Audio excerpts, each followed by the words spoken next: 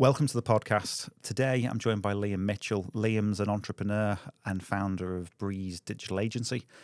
Liam, welcome to the podcast. You started age 21, went into business. Tell us about your journey. What's the origin story? Okay, so going back to 2010, 2011, that's when the government said that the university would be going from $3,000 a year to $9,000 a year, and I wasn't exactly sure what I wanted to do. So I applied for a few apprenticeships and that type of thing, just to give it a gap year to see what I was going to do, and then I'd maybe go to uni the year after, because I was going to go to either Chester, Liverpool or Manchester to do business management and entrepreneurship. But went and applied for some jobs, and the one I chose was actually £2.97 an hour as an apprentice web developer with a guy called Nick, really nice guy, and that kind of set me on my way. There was only me and him in the business, so it was kind of quite intimate, small office, picking up what he does, how he speaks to people, different clients, how it works, and really getting a grasp for business as much as actual web development, what the apprenticeship was in. He then went on a different path, and I went and basically did a year sales experience, door-to-door sales, and then telephone sales. And then I started the business, age 21, very naive, probably unqualified to run the business, but there was no risk to running the business in terms of I have a lot of respect for people who are 40, 50 now or 32 now and start a business. They've got kids, a mortgage. My worst case scenario was I might miss a holiday with the lads, or I might not pay my mum and dad keep, and they weren't going to kick me out in the street. It's a very Liverpool thing, that playing you keep. So yeah, that was my worst case scenario. So I thought, let's give it a go. And worst case, I'll learn something. But 11 years on, we're still here, and things are good.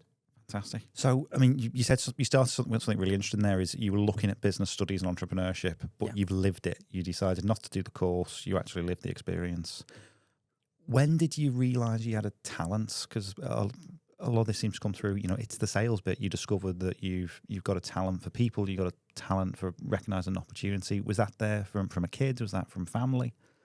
It's interesting. Maybe looking back with hindsight, you could see some of that. So I was the kid who sold chocolate in school, or when we did like a careers day, I remember one at QVC, they had the whole year in at school, and I won that challenge of who QVC would hire as, I can't remember, some management role. So there was always a little bit of that. And then when I went to door-to-door sales, I think in my second full week, I was number one in the country. So there was like an aspect of maybe some of it was natural, but then some of it has definitely been learnt over time. I mean, I've made so many mistakes over the 11 years and obviously before that. So I don't know. I don't know how much of it was before. Well, there must be a lot of grit there, and sales is tough, particularly kind of as a young guy, and door-to-door in-person sales. Yeah. Did you have mentors in that space? Was it structured or? Not particularly. You got an interview. Everyone got the job as long as you'd be willing to keep doing it. It wasn't like a high standard to get the job doing door-to-door sales.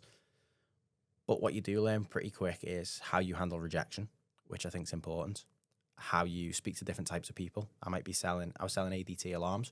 So one chat might be with a 70-year-old woman. The next one might be a 22-year-old man. The next one might be a young couple. So you get to speak to different people and see how you kind of adjust to them. So I think that's important. I'd probably actually recommend door-to-door sales to anyone who did want to go into business in the future, because I see business, a lot of it as sales, in terms of you're always selling something yourself, or a persona or a product, a service. There's some sort of sales in it for any business. You talk about the resilience bit. This is kind of the Scott Galloway thing: is build the resiliences, get rejected, move on, have another go. It's not over until you succeed. Yeah. How did you go then from door-to-door sales to founder? So originally, I was actually going to start a platform similar to like Fiverr.com, Upwork, that type of thing, but I didn't really know they existed. I went and got a couple of quotes, and they were like 30, 40 grand to build it. This would have been 2012-ish. And I had about £20. So it wasn't on the agenda for me to be able to go and do that. And I thought, I've got a bit of experience in web development. Let's see if I can service some people locally and try to build that out from there. So there really wasn't a 10-year plan, or if there was, not a very good one. It's more kind of them first 3-4 years, I probably seen that as my university replacement. And from there, can I go into something else, see another opportunity, or continue to build that if it's going well? So rather than £9,000 fees, take the risk, build yourself. Yeah, it was more time. That was my cost. And you've taken a path that's sort of bootstrapping yourself. It's been organic growth. Yeah. Talk a little bit about that. Was that a conscious decision? I'm not going to seek massive investments. We're going to do this organically. Yeah, well, that was another attractive part of running a digital agency, is there's not a massive investment needed. So I actually qualified for the Apprentice Trust. Yeah. I think it's the King's Trust now. And I think I got £1,000 grant, which bought me a laptop. And then I also got a business mentor out of it, a guy called Brian Lewis. Amazing guy, still friends today, friends with his kids and everything. Brian was the founder of Cash Generator. So multi-million-pound company. He was also head of franchising in the UK. So like really clever guy. And he was meant to do maybe 6 one-hour sessions with me or something, but because we got on, we still talk today. I actually left him a voicemail yesterday. He lives in Spain a lot of the time, but we'll be meeting up in the next month. So fantastic. That's the second person we've had in that started with Prince's Trust, Right, and you've given pretty much exactly the same story of that's interesting. the mentor, that small kind of money to start with, Yeah. but you've still got the relationship years later, and you've gone on to be successful. So they've clearly been doing something really, really well. Yeah. Is that something you'd get back into yourself? Is sure. you're now at the phase where you give I've back? done talks at schools before, and I've done talks at the Prince's Trust at least 5 years ago. Yeah, I would continue to do it. I just haven't necessarily had that communication with them of late, but yeah, I'm always quite interested to talk business to anyone. There's some great success stories out of it, and that's worth kind of flagging up. So the organic growth piece, you're not, I don't think you identify as a tech. You're not passionate about coding. You're a businessman. Yeah. How did you go about those kind of first sales for somebody starting out? So the first sales, and it's probably what anyone should do in business, is go to your contacts that you've already got. So my first 2 sales was the pub that I was going to work in part-time while I started this, and my mum's manager of a dental practice, and it was them. So the manager knew me since I was probably 5. Great first 2 sales to win and to kind of own your trade. But people start a business and try and think of like how they're going to win all these big clients, but they've probably got some of them contacts in their arena right now. So that's how I went about the first clients and started building them. And looking back, they probably weren't great websites. I don't know when in that journey I kind of realized it was quite early on, maybe the first year, that I was thinking, I'm not enjoying the coding side of it. I'm not enjoying the building side of it. How can I get more from the business and from myself and do the bits that I do like and bring people in to do the other side? So probably within a year was when I was already not on the main delivery. So still involved in quality checking, ideas, scoping, the strategy behind the site or app or whatever we might be building. But the actual code inside, honestly, maybe within a year, maybe 18 months, I'd already kind of stepped away from a lot of that. There's a maturity there and a kind of self-awareness that that's not your bag, and give it to somebody who can kind of do it more productively and specialize it, and you do the stuff you're strong at. You've kept headcount fairly modest. Yeah. What's your philosophy on that? There's a big instinct, particularly among kind of young entrepreneurs when they become successful. It's a flex. Do you know how many people I hire? You've resisted that kind of hire fast culture. Was that a deliberate thing, or was that something you got from mentors or a financial constraint? Yeah, well, look, I was going to say the first maybe half of we're 11 years in now, so maybe the first half of that, it would have been financially taking people on and taking that risk, I guess you could call it, in terms of the investment. But then on the other hand, I think it was also because it was about getting the right people in and then actually just building it from there rather than. So at one point, if you asked us to do your social media, we would have done that. If you asked us to run Facebook ads, Google ads, Snapchat ads, TikTok ads, you name it, we would have said yes, because we were bringing work in. And then at some stage we went, this isn't right for us, because I'm trying to bring in a member of staff who is maybe an SEO specialist for this job. But then we've just won 2 Facebook ad ones. So I'm asking the SEO guy, can you help with the Facebook stuff? And no one's working in their area of expertise. And 12 months in, I knew what my area of expertise was, but I was bringing people in and asking them to do stuff around the houses. It didn't quite fit. So we started saying no to a lot more projects and people and opportunities, I guess, but getting better and stronger at the ones that we did want to go in at. And now we do cover more of them spheres. It's because we've got the people who can do that, rather than trying to make a couple do everything.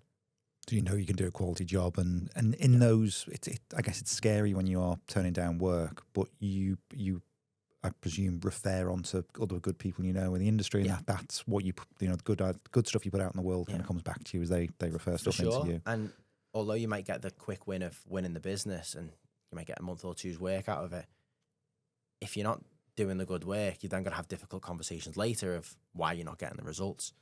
In what we do, it's very results driven. So it's all good taking on a Snapchat ads campaign, but when we're just delivering okay results, it isn't worth in a month going, you know what, we've not done well for you there, we'll refund it anyway, or we'll walk away, or whatever it might be, because we've not gained anything then. We've just done a month's work for nothing. The client's not got what they wanted. It just isn't sustainable to run that way. Coming in at 21, you're in your early 20s building a business. Presumably you're hiring a lot of people who are a lot older than you. Yeah, sometimes. And sometimes we were leaning on third parties like freelancers who we knew, or people who run other businesses that were really good, and getting advice from them because of that. My main guy over the past 11 years, a guy called Alfin, he is actually younger than me, 2 years younger. So we always had that. But even though maybe only 3 years ago, we still had a chat where there was concerns on bringing people in more specialists than him in that regard, or me in other places, that might undermine us. So there's still times when we obviously don't get it right, but especially the last 6 months, 12 months, we are 100% in the focus of bringing in the right people for the right seat, almost regardless of cost and age and anything else. We've just brought in our highest ever paid SEO member of staff, because that's where we're trying to be positioned now. We're trying to be positioned as delivering the best work, not just good work, which we've done for 10, 11 years. We want to deliver the best work now, and for that we need the best people. I want to talk about SEO, and I want to talk about your kind of philosophy in the age of AI of moving into that. But sure. I'm curious, kind of what when you reflect back on it, what's the single hire or decision that unlocked the most growth? Who do you bring on? You went, that's been a brilliant investment in people. And were you conscious of it at the time? Was it a big, was it a big salary that would unlock something? Was it a big risk that, we're not sure we're going to land the sales? I think at times maybe 7, 8 years ago, we were splitting between different people, and like I said, mixing jobs and stuff. And then I've got really focused on making Alfin my main guy. And once I decided this is how we're going to build from here, we're going to have us two as the core, and then we're going to build.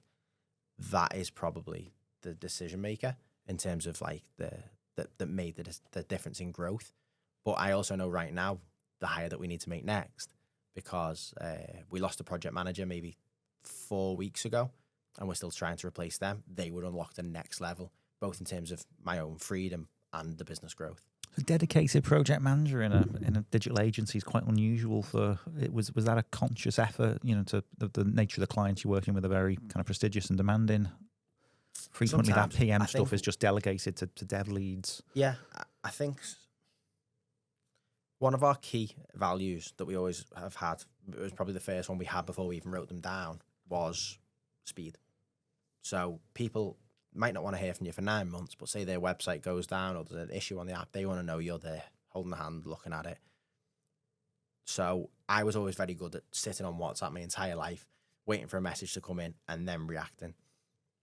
But as I wanted to change how the business is run and work on what I'm best at, it was bringing in a project manager to run that. So at the moment, that is split between a couple of us. But when the next project manager comes in, the task will be assigned again. That's kind of one of the things that's tough to articulate to people going into businesses. You know, I want to be my own boss, but well, you've got lots of clients and got lots of bosses now. Have you guys developed your own approach, project management approach, client management approach to be able to be so responsive? Because you are in a line of work, as you say, is people will ignore you for a year and then all of a sudden I want these fixes or I want these changes and straight away. So there's a couple of different ways where we win in that space. So we have flexible team working hours. So some people who are early birds will start earlier. And some the other way will work later. So we cover a broader spectrum of time than most competitors. I used to be obsessed with it in terms of like, I wouldn't go to sleep until every single message was responded to. Now it's like, which ones are the most important, and trying to set some boundaries there in terms of how urgent is the message doesn't need to be responded to straight away. But in general, the sooner I can go back to a client and the more trusted they feel, it helps with the referrals, it helps with the trust, it helps with reviews, everything like that. Businesses and people nowadays are so Amazon-ified, where they expect everything now, that I think if you're leaving it in a few days, you've lost the client, you've lost the trust. We had one client the other day. We went and met with them. They said they've got a website. It looked okay on the outset, but they said it doesn't work. They get nothing from it. When we actually dug into the details, when someone fill in to receive a call back off them, at times they take 2, 3, 4, 5 days to go back to them, if at all. If you're going back to someone 4 days later, they have gone with the competitors. Yeah. It's as simple as that. First person to quote invariably gets the work. Yeah. So, speed's important. That, I mean, I'm thinking about it. You've also survived COVID. Yeah. And that kind of forced distributed teams, forced working from home thing. How did you find building a team that's some people in person, but also freelancers? That distributed capability of people, was that something you went into with a premeditated strategy? Was that something your mentors helped with, or did that evolve organically? We had less people there. We had a split of people working from home and remotely anyway. I've always worked almost fully remotely, so it didn't change much for us. And then in terms of the actual market during COVID, certain sectors really won, whereas others obviously struggled. So from a business perspective, COVID didn't really impact us massively. So e-commerce, for example, did really well during COVID. How do you set the boundaries then? You've talked about making sure messages are cleared down before you go to bed. You're a young guy. How do you set that work-life balance? How do you set the boundaries as a founder?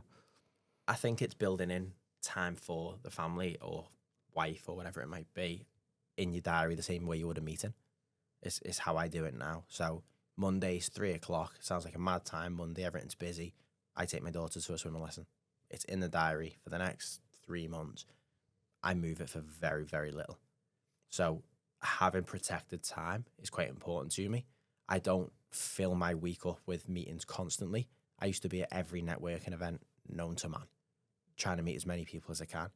Now I'm more selective in which ones I go to. So I think similar to choosing the skill that you're best at, choosing the places and people that you actually want to be around is also as important. Has that changed over the years? I mean, would you look at a typical week now and a typical week 9 years ago? Yeah. Are they different? Is that an art you're still working on? That an art you've mastered? Definitely still working on it, but 9 years ago I would have described myself as busy, and not within the kids and family sense, but like I'm busy with work. But I was doing a lot of what I now call £10 jobs rather than £1,000 jobs, and that might look like admin. It might look like thinking about what I'm going to post on socials. It might be reviewing some of the competitors, which are all great stuff to do. But now I can use the team to leverage and do some of that for me and let me work on, building a key relationship or working on strategy or systems, that type of thing. That's embodied in the book. You've written a book, more than just a website. Yeah. That's taken and distilled some of your wisdom. Yeah, so we talk about some of it in there. So this is available on Amazon. Uh-huh. So when we published the book, actually all of the proceeds went to charity, a charity Oh, wow. called Little Lady Locks in Manchester. They support girls, and they're about to go into supporting boys who lose their hair with illness, sickness, that type of thing. Really good charity.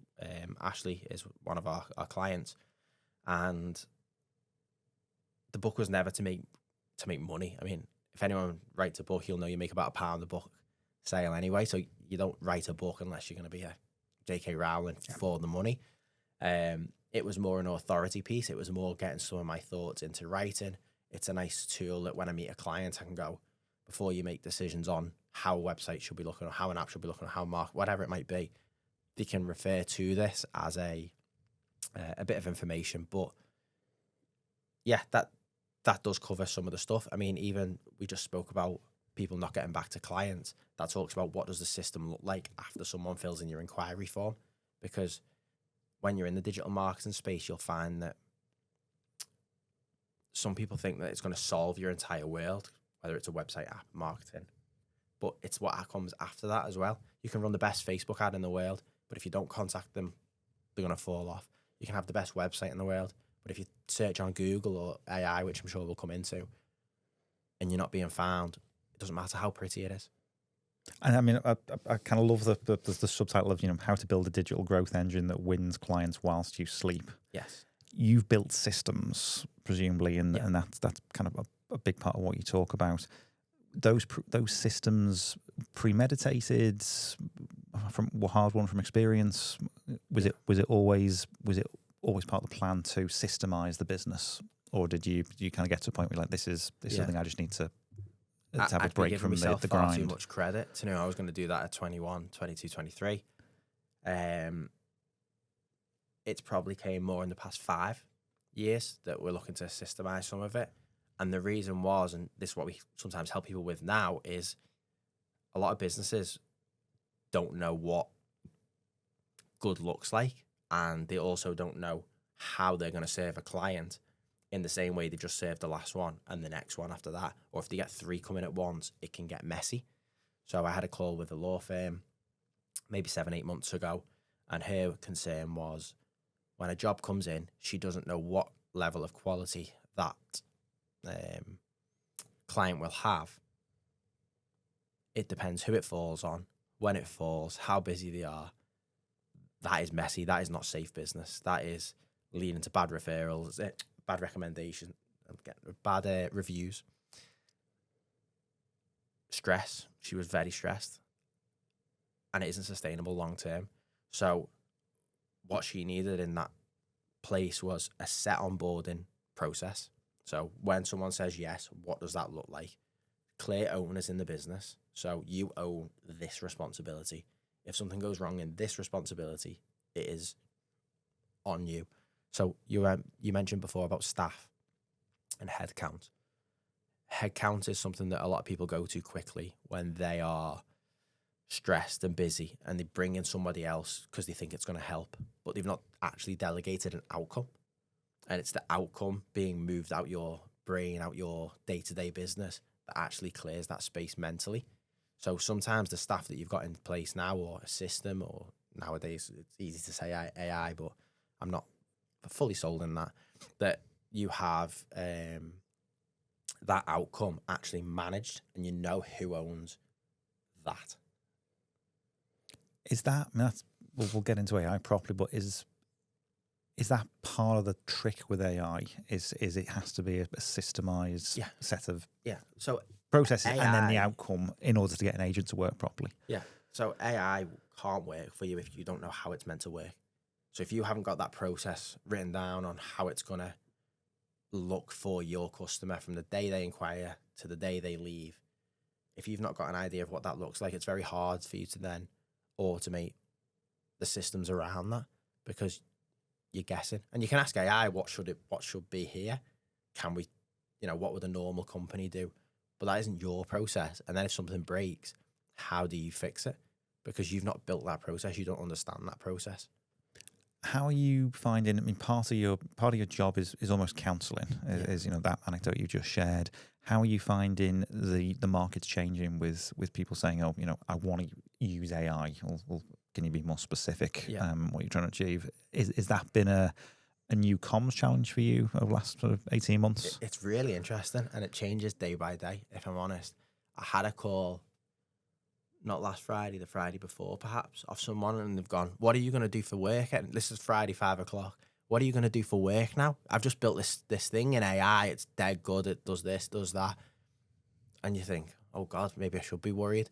And then last night, I'm on socials, and I see that some of the top companies in the world are saying they're not getting the return on investment from AI that they expected.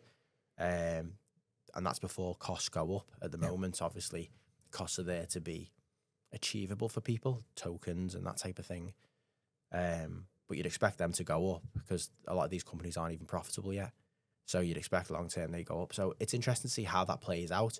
I've gone through days where I think no one in the world's going to work. It's going to be an apocalypse of jobs. And then I go through days thinking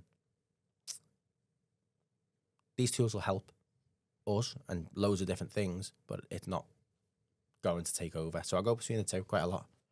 Is it changed the discussion though with clients that it's a different starting point? Sometimes positively. We've had a few clients that we've won, specifically on apps and software, where they've tried to vibe code something up. It's give them a base layer of what they want, but it doesn't quite work.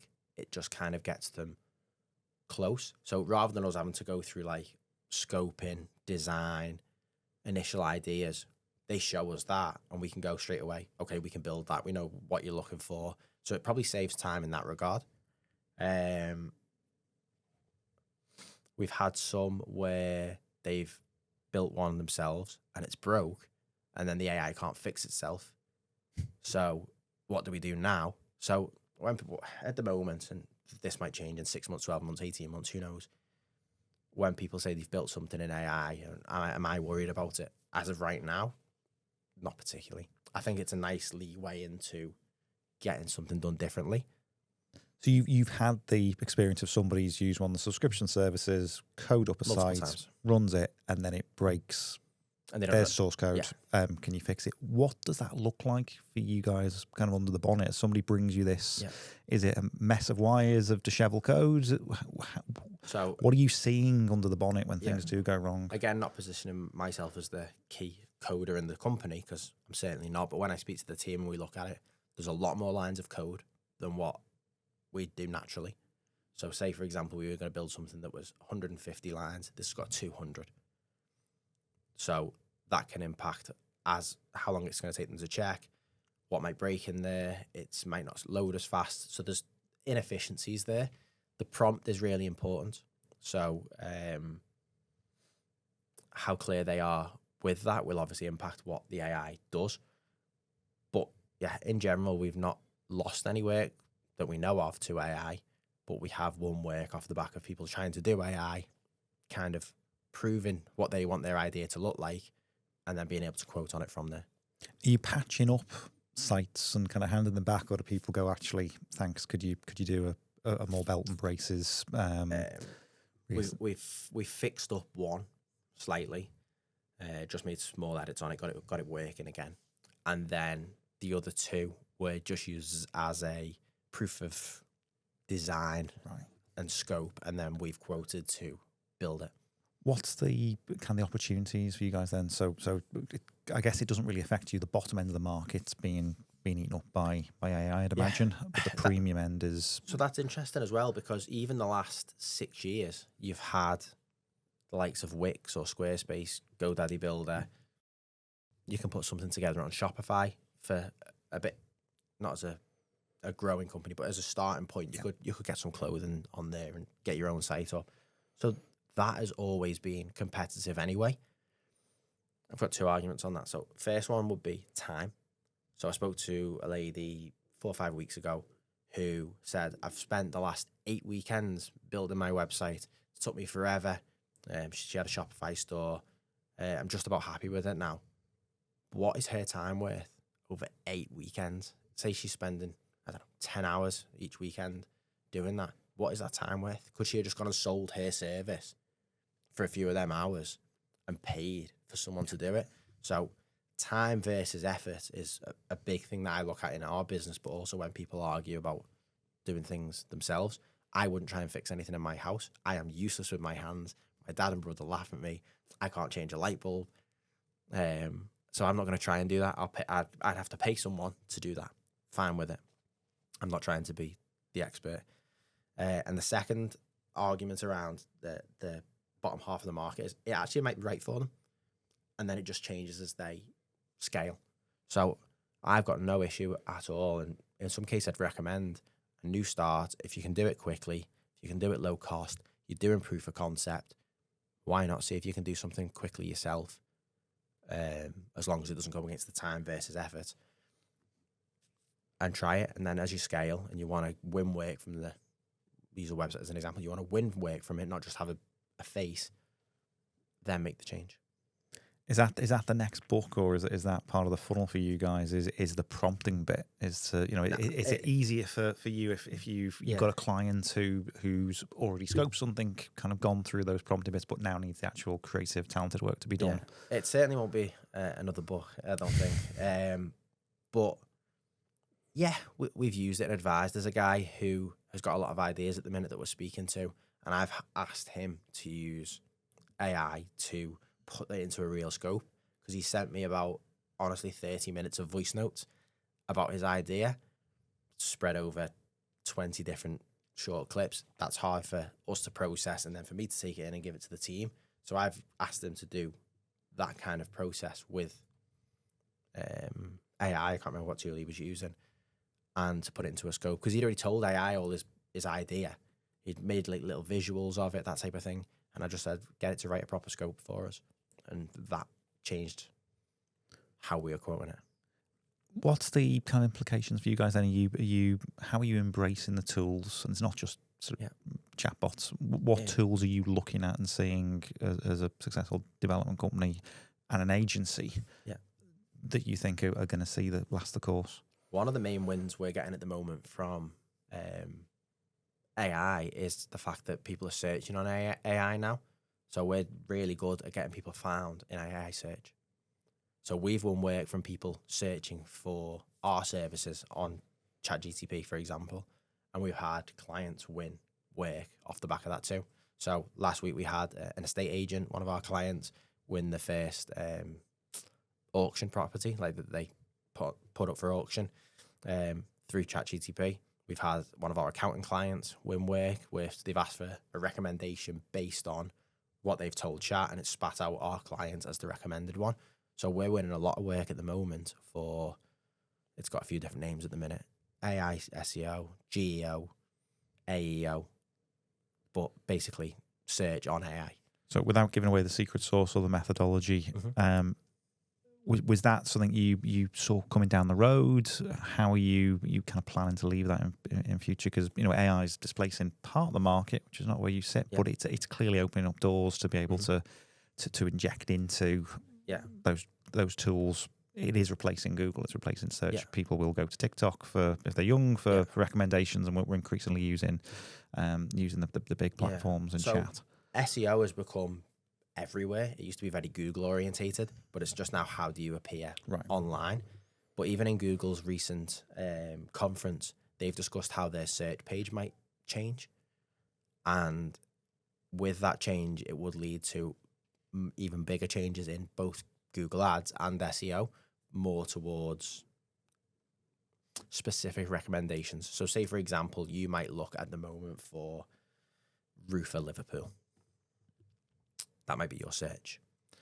Your search moving forward might be prompted to be a bit longer. So it might be roofer in Liverpool for manufacturing business over 100 square foot. And it will give different recommendations based on that. So you won't be targeting one keyword then. You'll be targeting, I guess, types of business that you would want to win. So it's just an ever-changing industry. So the search criteria are getting a lot more sophisticated. Yeah. How do you kind of go about communicating that to a client, or saying, look, the real opportunity is a really granular level of detail and optimization? That's presumably a more expensive piece of work, but it pays dividends. Yeah, potentially. But with anything we've done, maybe particularly does the website look pretty, but most stuff that we do is results driven. So if they're going to spend $2,000 a month on SEO, how do they know they've had 24 grand plus back of work from it? What does that look like? So it's more figures based. So we try and work out your customer's lifetime value and then what it costs to acquire them. And then what a lot of people do miss is how fast it is to get that money back.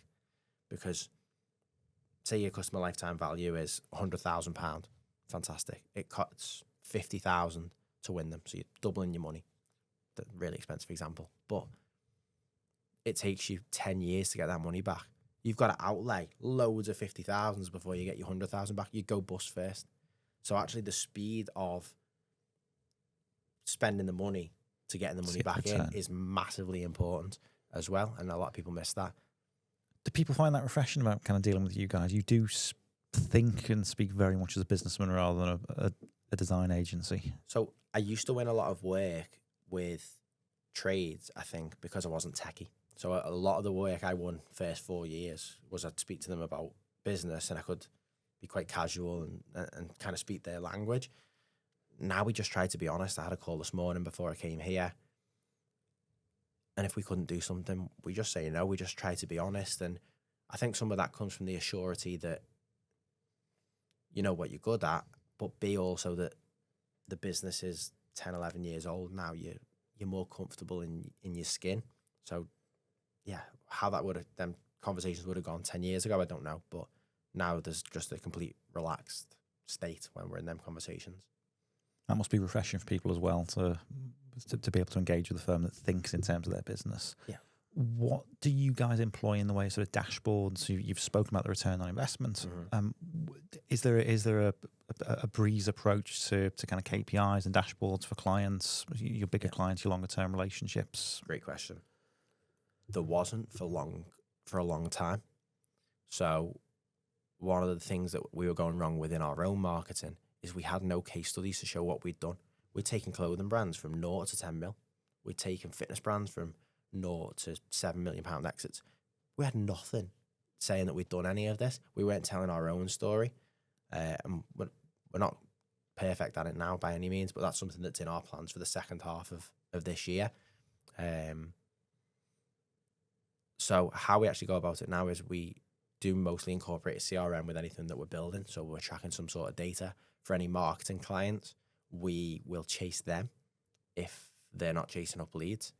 So we had another maybe a month ago. He didn't realize that all of a sudden some of his leads had gone to spam. So he's like, "There's no leads this week. It had gone into spam." So but because of every Friday, our marketing clients get a report from us. They always know where they're up to. So like, we don't just do monthly reports; we do them weekly, both from an activity log and any results. That's interesting. That's a very proactive engagement. So that is with everybody, or just kind of just the marketing clients, right? Your marketing. Yeah. If we've built a site for you and it's not kind of connected to anything in the back end to go and win work, it isn't they don't get a weekly report. But if we're doing SEO for you every week, you will get a report on either Friday or Sunday of what has been done for you this week. Whether that's new blogs created, a comparison page, we've improved the website speed, whatever it might be, you'll get a big list of points that we've done that week. Interesting. And the transition to digital agency, talk us through that in terms of kind of the decision to move from web creation to being a digital agency, and where you think AI fits into that for clients at the moment. Okay. We transitioned from just doing websites because that's what I was trained in. It was actually something called Drupal websites, which aren't a massive thing now. Obviously, when I started bringing in a team to do the development, that's when we moved to WordPress and Shopify, and obviously custom stuff now. But historically, I was actually trained in Drupal.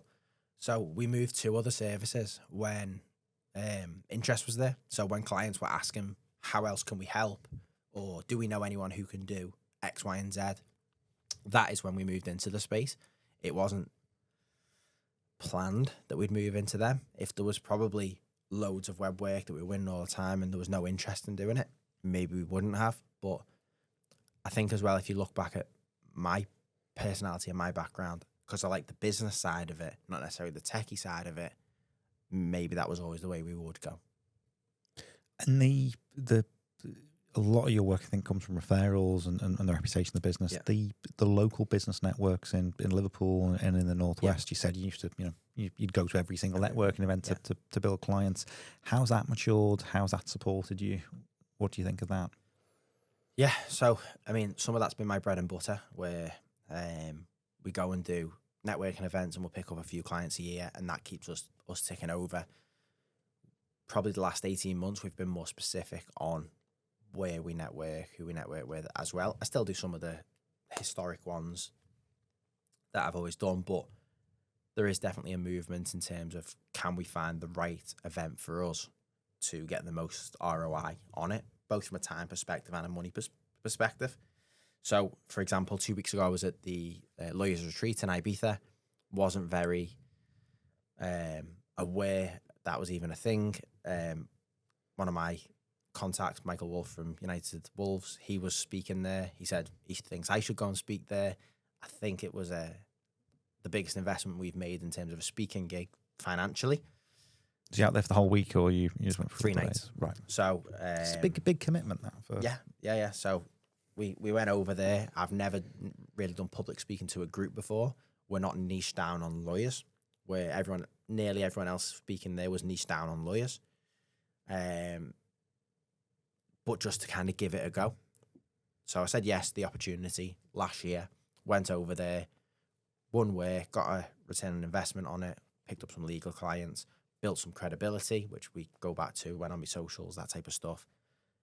And then was invited out for the second year, which was 2 weeks ago. And looks like we potentially win some more work from that this year.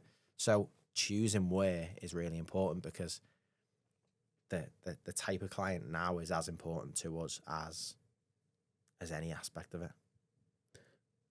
What makes a good networking opportunity? If you're advising somebody, if you're mentoring somebody, and everybody does the same thing, if you've got to be everywhere at once, we can't not be there. We'll miss the opportunity.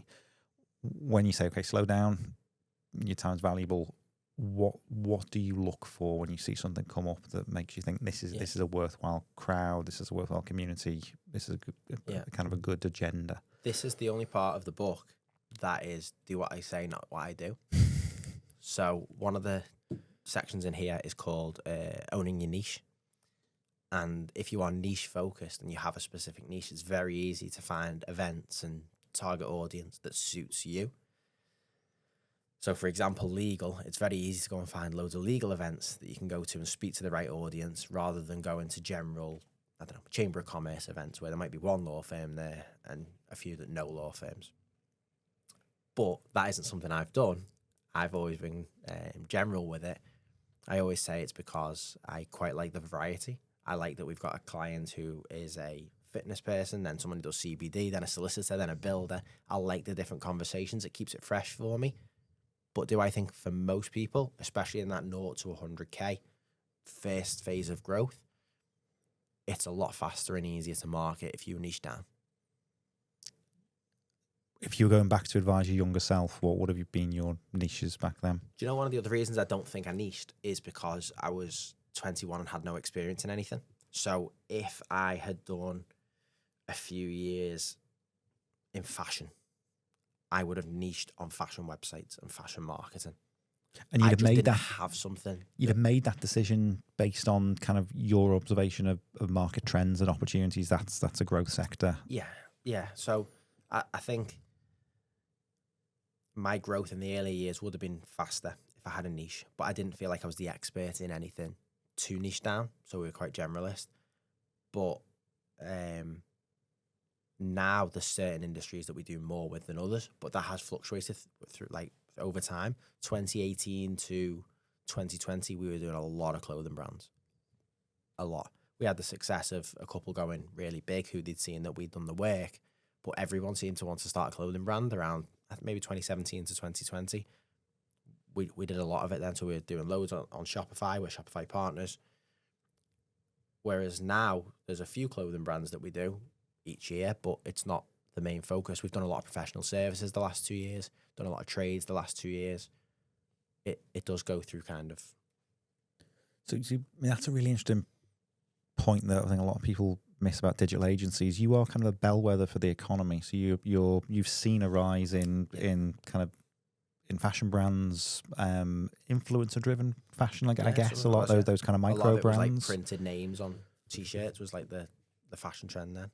So sort of niche kind of micro brands that are building, and I guess they have a strategy to grow and then be acquired by kind of one of the big. That's what they'd all want to do, and then get purchased by a JD Sport that showcases them for a bit, sees its work, and buys them. So that's audience, that's identity type stuff.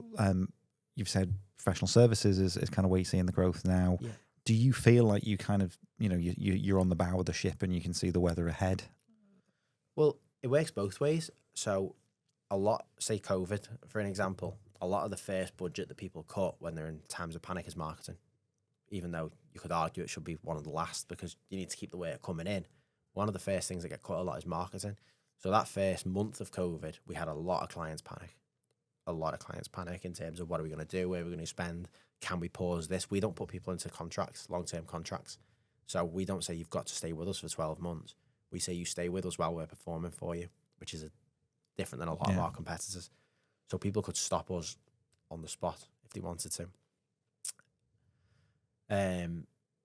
So there's some of that where we get to see what's coming, but there's also some of it where we can see how maybe the economy is generally as well. I think over the past 12, 18 months, there's been quite a lot of fear in spending money or just lack of funds. From a Breeze perspective, the businesses continue to grow and scale over that time, but there's definitely been more resistance or more delay in making decisions. Decisions that used to be that week are now taking a month. Decisions that used to be a month might take 6. Everyone seems to be taking longer to make a buying decision. Is there any sense that's going to change anytime soon? Are you seeing any natural kind of optimism in the marketplace? Not when I speak to people. So we're still on the same square of... When I speak to people, it's even people that are going well or consistent, there's still a bit of a underlying fear to spend as much. I think from people I speak to, and even people like competitors when I speak to them, because we have quite a lot of partners. So they might only do SEO or they might only do social. And they'll pass us the web stuff or the SEO, but a mix of what they don't do. Even when I speak to them, it's the same. So I think a lot of the people we're speaking to, there's still a little bit of indecision in terms of buying, whether that's an AI thing, whether it's an economy, whether it's government. I don't know. I don't profess to be a expert in politics either. So, well, you've seen enough business cycles over 10 years. Yeah. Have you got a feel for where we are as in the kind of the depression optimism part of the cycle? I definitely don't think there's optimism, and I think the more people learn sometimes about AI, going back to that, I think it does drive a bit of fear in terms of what will my job look like, if at all, in 6 months, 18 months, 2 years. When you go on Twitter and you see loads of people have been laid off from different companies, or you see this new tool's been released. The Lawyers Retreat 12 months ago was a great example. Very little talk was about AI. It got mentioned in almost every talk this year. Is that a trend? Is that something to talk about? Yes, but I think that started two-ish, maybe 3-ish years ago, whereas now it's more... you have to be involved. People used to go, oh, I'm not talking about that, or I don't want to listen to that. Now it's like they feel like they need to listen because there either is a fear of being left behind, a fear of it displacing, or there's an opportunity to win. Depends on maybe your personality type, the business you're in. And I don't have all them answers. And I don't think even the guys at the top, I think it was Sam Altman said yesterday, he doesn't think it'll cause the job crisis that he previously predicted. But who knows what they're saying for different reasons. Before listing, yeah. Yeah. So you've recently kind of moved into the social space. Yeah. Tell us a little bit about the strategy behind that and thinking behind that. So I wanted to build up my own personal brand a little bit more.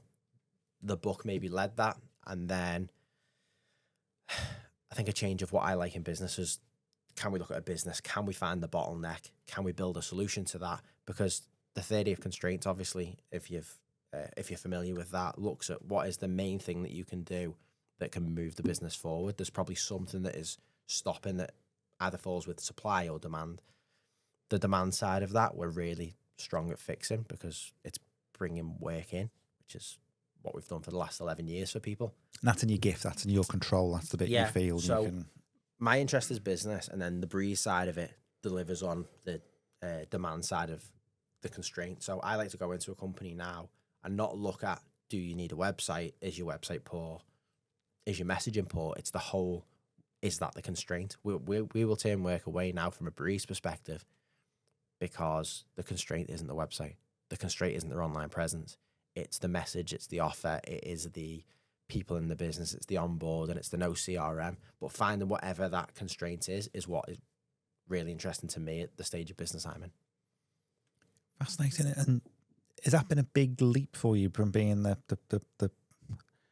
entrepreneur, the founder? Okay, you're doing the sales thing, but getting in front of cameras is putting yourself out there. Has that been a big kind of psychological leap? Have you taken to it like a duck to water? It was in my to-do list for the last 5 years. So yes, in terms of I put it back every year because I don't know. You talk yourself out of these things, don't you, sometimes? What if I look like this? What if I sound stupid? What if things change? What if... Yeah.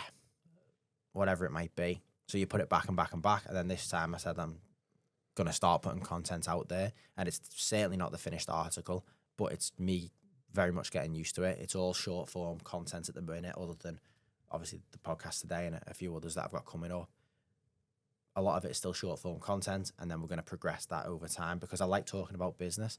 What I really like doing is actually going and talking to someone and seeing what the bottleneck or issue in their business is and trying to figure that out. So I might get to a point where I start recording them sessions and using that as my content. What changed? You said you've been thinking about it for a few years. What changed? What was the made you do it? It just had to be done now. It just, yeah. You'd been thinking about it, and too long. At some point, I was going to start it, and it was now. And now that I've committed to it, I have to keep doing it because I've told everyone I'm going to do it. So, for people who've not come across you on socials, what's the focus? It's founder growth, not just in terms of the business growth, but in terms of also what does that look like for you? You and I might have very different goals in business. Me and Richard Branston probably have very different goals in business. It's not always about can you make the most money, exit with the biggest figure. Sometimes it's, are you enjoying running the business? Are you happy? Don't get me wrong. There's periods of very hard work. There's periods of hard times in anyone's business. I'm not saying it should be clean sailing, but can you see a business that you want to be in and it's not a prison is kind of where I'm focusing a lot of my content at the moment. I call it being the free founder. That's a really interesting angle of be careful what you wish for. And I guess a lot of business people, once they're on the treadmill, it becomes an addiction. It's difficult. It's not just lifestyle inflation. You've got to chase the work. Yeah. That's a whole different conversation. I actually think that business is a bit of an addiction for people. I think a lot of people who are successful in business sometimes have had other addictions, and I think that's interesting insight. I think fitness can be the same. Some people do get really fit, really into it. They're tracking every micronutrient that goes into the body, every workout that they do. I think sometimes when you look at them historically, they've been addicted to other things in the past, and they've now become addicted to fitness or business. It's chasing the endorphins. Yeah. I mean, if you look at sales, there's a big happiness at the end when you've made a sale, especially when you're starting. Fitness after it, you get that. So I do think there's a high to business for sure. But that's why it's important to then come back to why did you start? What are you doing it for? What's a healthy level for me? So what are you preaching then, kind of in for the audience? What are you talking about? What's kind of the arc there? So some of the content is how to actually scale a business. So looking at the bottlenecks, and then some of it is, I guess, playing on why did you get into business? So for me, I want a nice work-life balance. Sounds a bit soft in some ways in terms of work-life balance. I've worked hard for a good few years, and I've now got 2 kids, and I want to spend time with them, but continue to work hard. So I started at 5 a.m. this morning. I'll do all my normal day jobs, do kid stuff, and then I'll do some stuff at night if needed. So the time and the hard work isn't the issue. It's, are you, I guess, get into the important bits. So your kids' event, are you able to show your face there or not? One of the things my dad always used to say, he worked I'd say a 9-to-5 job, but it wasn't. It was 12-hour shifts as a mobile mechanic. Is there'd be times when me or my brother would be playing football. He couldn't make it because he was in work. It was defined by somebody else. That isn't necessarily what I want to do. I want to have the freedom where I've got a little boy now, 6 months old. If he's playing football in 5 years, that can go in my diary, and I choose. That I choose bit is the important. So who you work with, where you work, how often you work, what work looks like, having that full balance. So it's a really positive, healthy message from mental health point of view, from the kind of the hustle and grind culture point of view. Yeah. How do you find a niche in that space? Because that business advice space is quite jet setter, quite, hustle and grind, big cities. Yeah. You carved out something slightly more sort of authentic and regional. Yeah. Is that something you've done deliberately? Where do you see that going? Probably don't have all the answers right now. But even if you look back historically, you've got things like the 4-hour work week. You've got different books that do lean on working on. One of them's called is about your Ikigai. I don't know if you've heard of that. It's working on your key sphere of talent, I guess, and removing the bits around it that you don't like to do or you're not as good at. So people have been in that space before. It's just my play on it. So right now, as I'm documenting, I've got a 6-month-old and a 3-year-old. So it's really easy for my messaging right now to be spend more time with your kids, spend more time with your family, because you need it in terms of like they're not little forever. I can't believe that Lila, my eldest, is nearly 4. It's goes so fast, and I know you've got little ones as well. So that's important to me right now. Because I've started so young as well, I think I have the ability to, if I want to start something new in 5 more years, 10 more years, go really hard again in 10 years, I still have that capability because I'll only be 40, which is, I think I seen yesterday, the average 42, isn't yeah, it? First time entrepreneur or successful entrepreneur is 42. To start is 42. So I've still got 10 years on that. So I think it's nice to be able to. So you're 20 years ahead of the curve, mate. Yeah, maybe in some ways. But a lot of the hustle and grind culture that you touched on then, you like, so you're Alex Hormozi, Chris Williamson. None of them have kids. Alex Hormozi's just announced he's having a kid, but none of them have that side of things. So it's really easy to say your perfect morning routine, and then you do a 12-hour job here and then you do that when you've not got kids. I used to think I was busy until I had kids, and I know you'll be the same. Is that something you've found the audience is there's a lot of business people like you who are actually balancing that family commitment with the work commitment? So is that audience emerging, and how do you inspire younger men? So and it's younger, it's women as well, but for blokes in particular, there's been a generation of slightly toxic mindset. It's say, okay, actually, if this is what you want, you might not have it today, but there are people who are successful who have it, and these are the compromises you have to make. I've got a few points on that, to be fair. So first of all, I think one of the biggest ways to win in business is your stickiness power. How long can you stick around without going, this is too hard, too boring, too slow, whatever it might be. I didn't make money for the first 5 years of the business. I made less than most of my mates that had stereotypical 9 to 5 But you paid mum and dad jobs. keep, which was the important bit. But I could pay keep, yeah. So that stickiness power, getting told no, bad days, the odd nasty call, whatever it might be, being able to stick through that is a big part. And then, what was the other half of the question?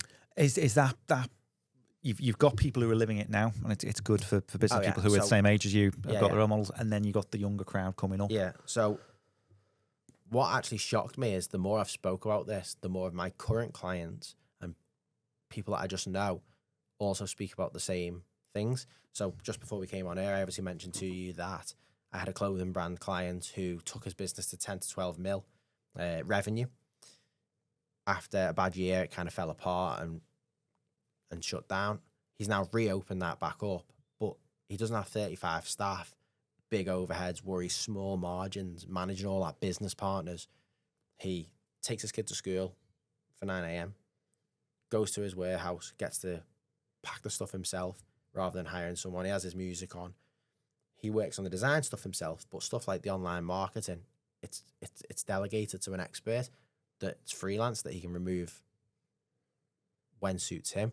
And he picks his kid up from school again at 3. He enjoys his day. He lives 5 minutes away from his warehouse, walking. So his whole life is nice in terms of he can still sell that business for 7 figures. He earns good amounts of money every month, but he doesn't have to then take it to the next level to do that. Go back to your point about choice. Yeah. That's his choice now. I've had open discussions with him. He's also got 2 young kids, a little bit older than mine. He has no interest in taking that to a 10 to 50 to 100 mil pound company. None. He'd sell it.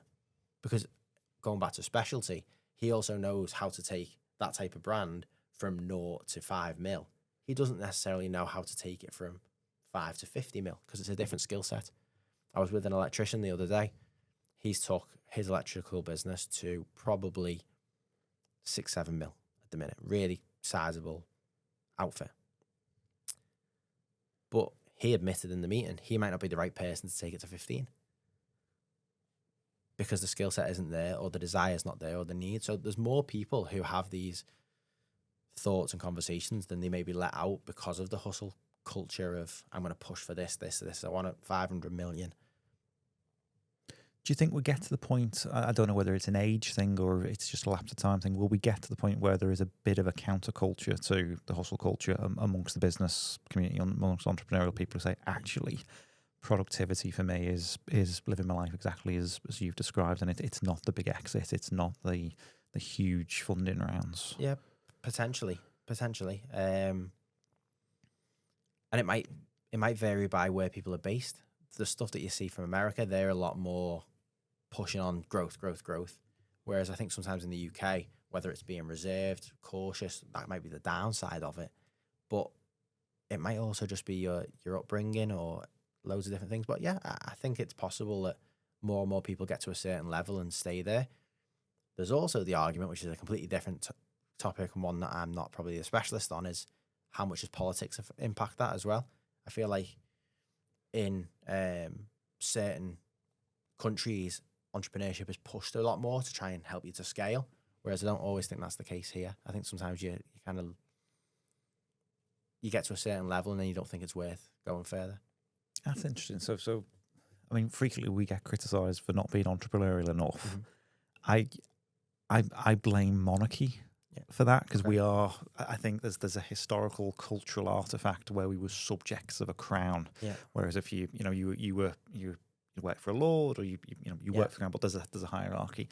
The states, it was all the ones that left. It was everyone that left that system, and in some cases, it was the cantankerous ones that went over there. So you've got that slightly more aggressive thing, but never heard it framed that way. As that's the ceiling or the floor, but at the ceiling, you're saying you think there's a British kind of natural glass ceiling to our entrepreneurial spirit. Yeah, potentially. No, is that capital? Is that where does that come from? Do you think? I don't know if it's the spirit, but I think a lot of upbringing is actually to be cautious and not to brag and that kind of thing as well. Americans are very good at saying what they're great at. Brits aren't necessarily always great at saying what they're as good at.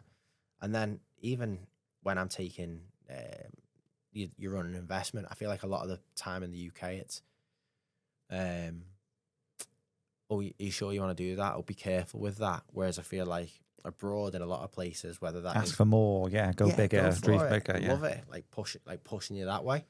And I know a lot of people that I see online as well from the UK who've moved to the States, maybe Dubai. They've done that to change their scenery. And sometimes they've actually changed initially from Northern England to London and then to a New York. Or So you think there's even that north-south divide in the UK? I'm certainly not qualified enough to know, but just stuff that I see. And Where do you hope you're doing your bit for kind of the British business kind of culture and the influence scene? Where do you hope that'll go? Where do you hope we are as a country in 20 years' time as far as younger entrepreneurs coming off? And is it going to be older people that rediscover their entrepreneurial spirit and get back into business? You know, it's interesting. I actually wonder if more and more people will be self-employed than ever before with things like the changes in HR in the UK at the moment and maybe AI, how that all plays out. I wonder if more people will be self-employed than ever before. So more and more people will have to learn that entrepreneurship mentality and also decide what that looks like for them. And that idea that, you turned down the degree course 10 years ago to actually go into business and let yourself.